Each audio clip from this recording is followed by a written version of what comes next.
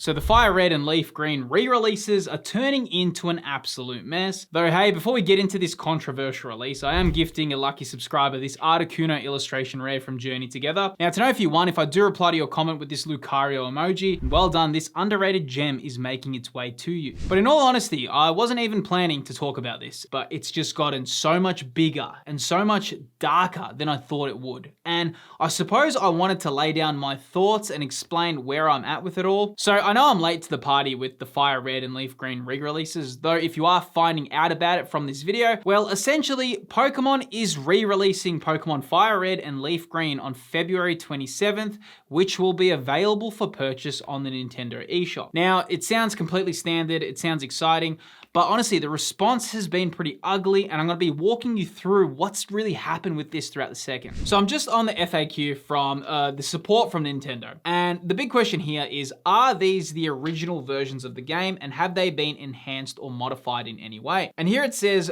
broadly speaking, the contents of Pokemon FireRed and LeafGreen versions are the same as the game's original release. And then the big question here is, will it be possible to trade or battle Pokemon with other players, and how will it work? And as you can see right there on the bottom, it says online play is not supported. So to me, the biggest issue, and I'll talk about the pricing of that in a second, because that's been the big kind of pain point about all of this. And a lot of people have gotten upset about that. I will speak about that in a second, but this is the area that I want to cover that I personally think is the biggest problem with these releases. Some of the other stuff, I don't think it's that much of an issue. This though, where it says right there that online play is not supported, that's massive. And the big reason for that is because obviously with these re-releases, you are literally getting a pretty much carbon copy, exact kind of copy paste of the game. And it's coming out and online play is not supported, meaning you cannot trade with your friends unless you're with them in the same room, or you can't even like battle online randomly. You can't do battles online randomly. It's pretty much very much constricted to its, it's pretty much like a Game Boy Advance experience, right? The issue, what I don't like about that is if they were able to kind of implement the local wireless, I don't see why online would have been such a big thing, especially like if they're re-releasing it. I think that was just a given in, you know, today's world. Obviously when these games released, online wasn't a thing. Right now, it's a massive part of it. And another big thing about this is, of course, if you've played all these old games, and it's still in the new games, but trade evolutions are a big thing. So if you want to complete your Pokedex, you do need to trade in order for them to evolve. That is usually easy now. In like when I play my most recent Pokemon games like Legends EA, there's trade codes, I can trade online, I can get what I want. It's actually super simple. This is going to be tough because you actually do need a friend in real life to achieve this, and it's all local. So that is kind of hard because I actually think it was easier to do trade evolutions when you were a kid because everyone was playing Pokemon Red. Everyone was playing Pokemon FireRed at school. Like anyone you spoke to already had a copy of the game. It was super easy. This is actually going to be hard because you kind of need to find like your 25 or 35-year-old mate to say, hey dude, I want to get Machamp, come here. Like we're going to meet up and we're going to do this. And like a lot of people won't be able to actually get their trade evolutions because of that. So that does suck. Now, another big thing is, will these games also be coming to the Game Boy Advance Nintendo Classics Collection? And it says these games are offered as standalone software and not planned to release for as part of the Game Boy Advance Nintendo's Classic Collection. So obviously Nintendo has their subscription service where you can play classic Nintendo Game Boy Advance games. And these are a standalone away from that. I honestly am not that upset about that. I actually like the fact that you can buy and own these and they're not like paywalled behind a subscription service because you always have access to it. I think that's really cool. To be honest, I don't actually have any issues with that personally, though I do think maybe an option for that would have been cool, that if you do want to like purchase the game, which I would have done anyway, you can buy it separately. If you want to play it on the Game Boy Advance Classic Collection, it's also available there.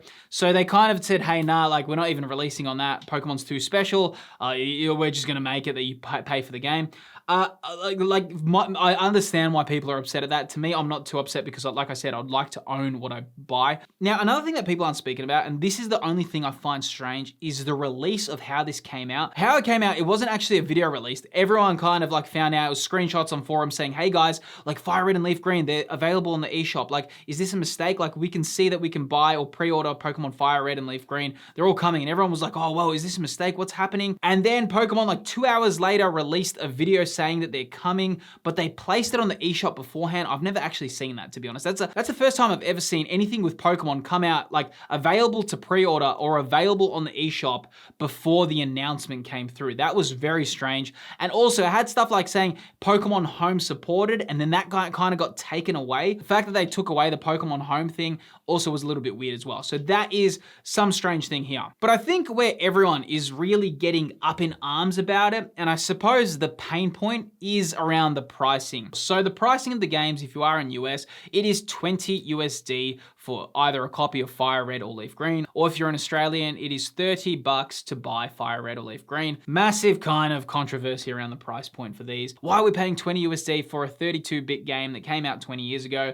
I do understand that in some aspects, like, hey, it's an old game, but that doesn't really just mean because something's old that it's just going to be much cheaper. IPs are very protective, and especially me, as I worked in and I did my whole industry in the film industry and how IPs work with films and re-releases. It's very rare that you're going to get an older movie just for free or very cheap. They usually always like to protect their IPs. Something as big as Pokemon isn't going to just give something away for free. The argument that they're 32-bit, 20-year-old games, honestly, it doesn't really hold as much weight as people think, because essentially you're not really paying for that. At this point, you're not buying the crazy experience of a new Pokemon game. You're essentially paying for the nostalgia, the brand, and essentially the access of the official licensed version of that experience. I mean, it's the exact same as movies. If I want to go buy something like The Godfather, which was made in the 70s, I still have to pay for it today, because what you're paying for is the intellectual property and the cultural value attached to it. So I personally don't think that the price point is that bad. And not only that, you got to remember as well, Pokemon are very aware of how powerful those nostalgic games are. Anything from Pokemon Ruby, Sapphire, Emerald, FireRed, LeafGreen, Pokemon Diamond, Pearl, Platinum, Heart Gold, Soul Silver. Those are the crown gems of Pokemon. They are literally the golden nuggets of the whole franchise. Literally anything that released from Pokemon Gold, Silver to Pokemon Heart Gold, Soul Silver, that's probably one of the greatest runs not just in Pokemon, in terms of gaming history on how high quality the games were. They were all S-tier games. So Pokemon definitely knows that as well, and they're not gonna just be giving away that for free. Another area with the price point that I wanna speak about is if we're looking at Pokemon FireRed for sale, if you did wanna actually get the authentic experience and play it on Game Boy Advance, you can see Pokemon FireRed, here we go, an authentic copy, just sold for 139 US. So that's just the cartridge, no box, no nothing, just cartridge. Another one here, just cartridge, 121 US. And you can see here one sold for 146 US as well. Same thing with LeafGreen. You can see here one sold for 131 US, and just above here, Pokemon LeafGreen and FireRed bundle sold for $389. So if you did want that authentic experience, you're gonna be having to pay a massive amount. So to be honest, like I said, the price point to me isn't that crazy. Yeah, people are saying, but when they released on Virtual Console on the Nintendo 3DS, they were much cheaper. Kind of with inflation and everything, it's the one thing about video games, and obviously I like games to stay cheap. It's really good. I play a lot of games, a lot of PS5, everything, but it's actually the one industry that actually hasn't moved that much with inflation. If you remember when you were buying games as kids, or buying your PS2 games or PS1 games, the prices of games haven't moved at all that much with inflation. In fact, they've kind of relatively avoided it. So for us as consumers, we've had a very good time with video games, and it should stay like that as well. I really hope it does. But the other side of the coin, or the other side of the argument, that's kind of why we're in this IP kind of remake hell as well.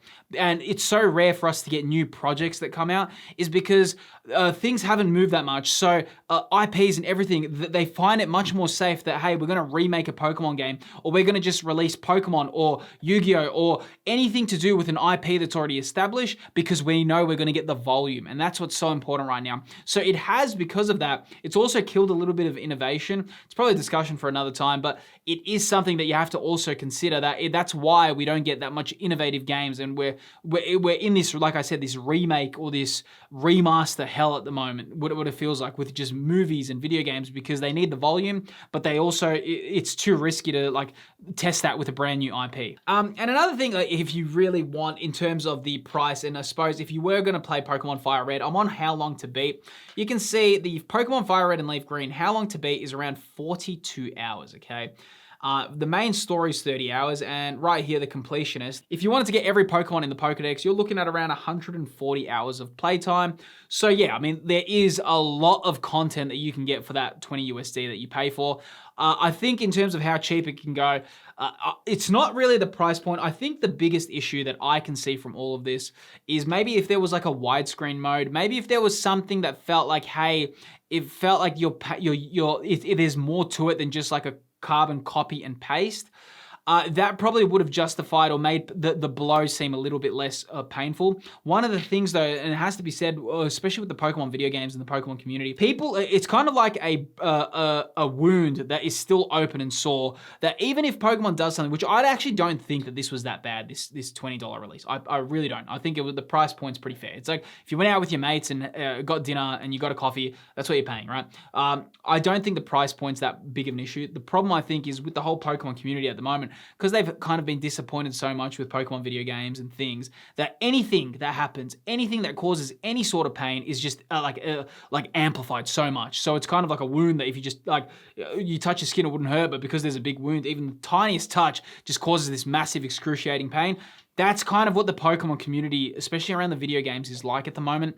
It just causes so much anger and pain and disruption around it that there is a bit of that issue there too. I think the lack of online play, that is where they kind of dropped the ball with this.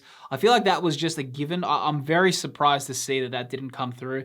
We can see with all those, like a lot of those games on the Classic Collection and like on the GBA, a lot of them have had online play added to those. So the fact that this one didn't, that's a little bit disappointing. And that's probably the only area where I think that this has become very lazy, is that online aspect. Because like I said, if you want to get your Gengar, if you want to get your Alakazam, you're going to need to be trading. And I'm going to buy these games and I'm going to try, because I got like, for me, I need to get my trade evolutions. I'm so like OCD about that. So I'm actually going to now need to go out and find someone to trade with. So I'm going to update you with how that goes. But like I said, there's a lot of like kind of things about this.